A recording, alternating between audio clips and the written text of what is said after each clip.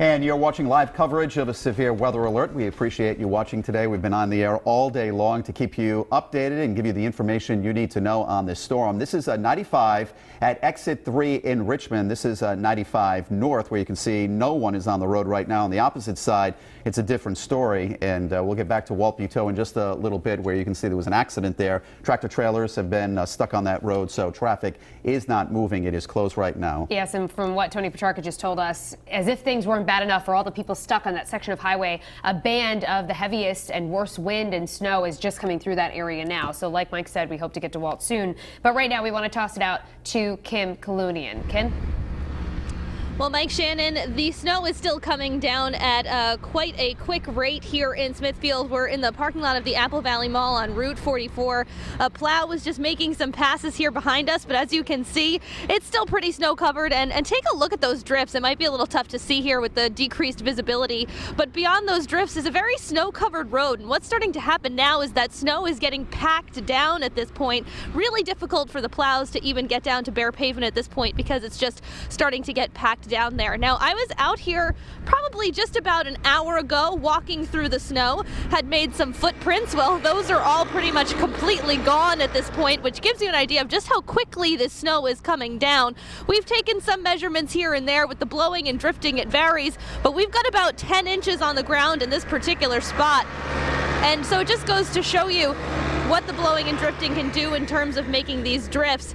And again, with the plows moving this snow at this point, we're probably going to be seeing some mountains of snow on the sides of roads and parking lots for many days coming up in the future. But at this point, very windy. The flakes have sort of increased in size. At some points, it's blowing horizontally, but it's still piling up here in Smithfield. Mike Shannon?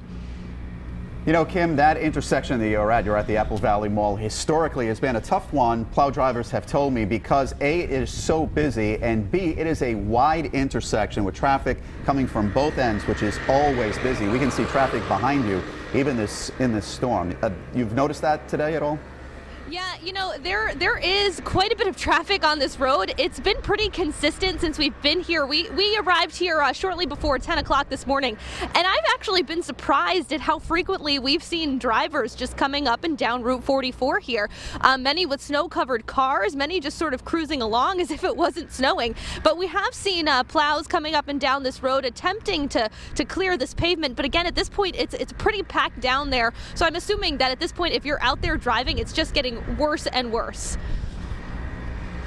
All right, Kim Kalunian in Smithfield, thank you. And we want to update, we're also following RIDOT on Twitter right now. They just sent out an alert saying that all lanes have been blocked on 95 southbound at exit 7, that's Coventry, West Warwick, in East Greenwich. So another section of highway being blocked here, and that's been the story as this storm keeps ramping up. The roads are just impassable right now. You know, we saw live pictures of the Secana River Bridge. The bridges are open. Let's bring in Chief Meteorologist Tony Petrarca. We talk about this all the time in a severe weather alert about the bridges when they open and close. They're open right now, but it's got to be somewhat dangerous going over, especially a bridge like the Newport Bridge, Tony. Yeah, and especially, Mike and Shannon, a high-profile vehicle, a box truck, a tractor-trailer truck with more surface area for the wind to push on a vehicle like that. So, for instance, a bridge like the Newport Pell Bridge, where you're several hundred feet up, you can probably add an additional 20 miles per hour to the wind speed.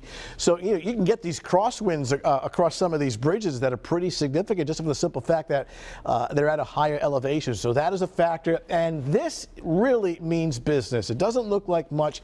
It's narrow. It's a long strip of dark green on the Doppler radar. Now, in the summertime, that would be a downpour or a thunderstorm. This is an intense band of snow, and this is pretty much now lined up along the Route 295 and 95 corridor, and along Route 95. Now, the exit 7, only because I live near here, is right about here. So those lanes, exit 7, 95 southbound exit 7, those lanes are shut down, and now this intense band is headed towards that area right now. Where Walt is, down in the Richmond Hope Valley area, in between exits 2 and 3, an intense band of snow is coming through as well. In fact, this stretches essentially from the Attleboro's and Woonsocket, now getting ready to move into the Providence metro area, and we'll try to get some pictures shortly. I mean, the snow is just pasting against the camera lens, so it's hard to see.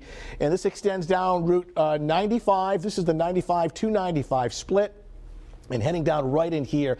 I mean, if there's travel on this part of the highway right now, more than likely cars are probably pulled over because the windshield wipers just can't handle the intensity of the snow that's coming down. So this more than likely has rates of about 2 to 3 inches per hour. Now on the back side, I mean, to the west, it really shuts off significantly. So this will pretty much be sort of the last band of real intense snow, at least for the Rhode Island area. This will eventually move into southeastern Massachusetts, but it does extend down towards westerly, and a little bit of this is Route 1 as well. So this will be approaching out towards North Kingstown and Narragansett.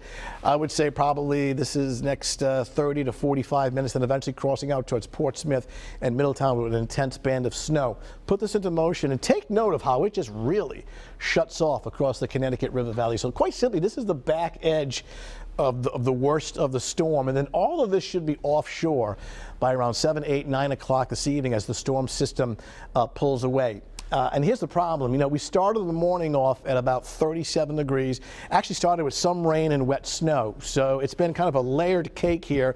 Wet roads and slush initially this morning. But the problem is the temperature just dropped rapidly. So that freezes into a layer of hard, and in some cases clear ice, snow on top of that, and now you're dealing with poor traction. Even when the plows are coming by to remove the snow, that layer of ice is still there. Strong winds, reduced visibility, and the reason why in some cases we've had vehicles stranded on the highway, and we're still getting reports of that as these temperatures. I mean, it's not just below freezing, it is well below freezing, and it continues to drop.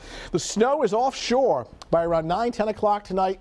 And you can see by overnight tonight into tomorrow morning, we're looking at clearing skies and a windy, dry, and frigid day coming up on your Friday. But the temperatures really don't recover that much overnight through tomorrow. Somewhere down there is downtown Providence. I mean, that intense band of snow is coming through right now. It's the reason why it just looks like a sheet of gray on your TV set at home. But to give you an idea of just how bad the visibility is. Winter storm warning for the areas in purple. What happened to the rest of the area? Well, it's been upgraded to a blizzard warning, and that includes all these areas shaded in red with the whiteout conditions, the snow blowing sideways, and reduced visibility, and that is in effect until 6 o'clock this evening. Now, even beyond 6 o'clock, we'll still have wind and snow, but the intensity should be coming down. But the wind speeds are still impressive, between 30, 40, 45, and in some cases we're up to 50, 55 mile-an-hour wind gusts. And that's why we've seen some isolated reports of power outages across the area. So the timeline, if we're getting one popular question in the Weather Center from emails and tweets, when does it all end? Well, the heavy snow through about 6, 7 o'clock this evening, then like a light switch, it just really starts to let up. The strongest winds, though, will continue through midnight, so what's on the ground will continue to blow and drift as the last flakes of snow winding down around 8, 9 o'clock in the evening. So still 2, 3 more hours worth of intense snow to get through, especially next roughly hour or two as that intense band of snow passes through the Rhode Island area.